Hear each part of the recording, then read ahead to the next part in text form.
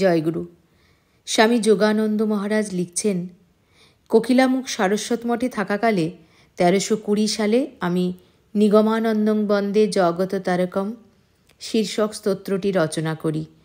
উহা আমার ব্যক্তিগত প্রাণের উচ্ছ্বাসবোধে আশ্রমবাসী কাহাকেও দেখায়নি, এমনকি সংকোচ বোধ করায় ঠাকুরকে পর্যন্ত দেখানো হয়নি। রচনার কয়েকদিন পর আমাদের জনৈক গৃহস্থ আসাম দেশীয় গুরুভাই শঙ্কর মিস্ত্রি সকালবেলা ভাবগদগদ চিত্তে আশ্রমে আসলেন। আমি বলি, কি দাদা, তোমাকে খুব প্রফুল্ল দেখাচ্ছে।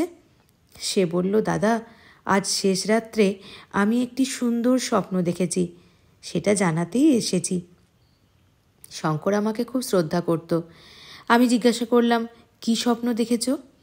সে আমায় ভাষায় যা বোঝালো তার ভাবার্থ হলো এই, সে এক অপূর্ব জ্যোতির্ময় স্থান, সেখানে অপূর্ব জ্যোতির্যুক্ত নানা রকম বেশভূষায় সজ্জিত দেবকন্যাগণ এবং অপ্সরীগণ একসঙ্গে সুমধুর বাজনাসহ জ্যোতির্ময় ঠাকুরের চারিদিকে ঘুরে ঘুরে একটি গান গাইছিলেন।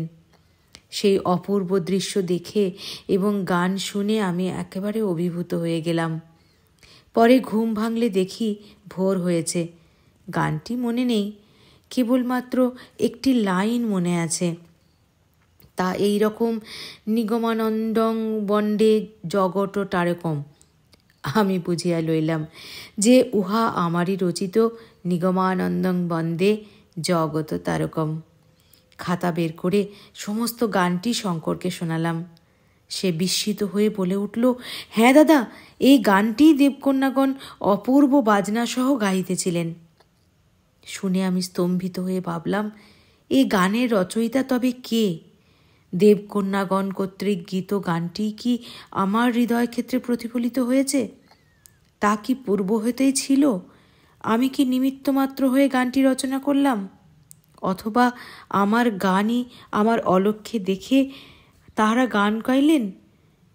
এর কোনো মীমাংসা না হলেও মনে পরমানন্দ অনুভূত হলো।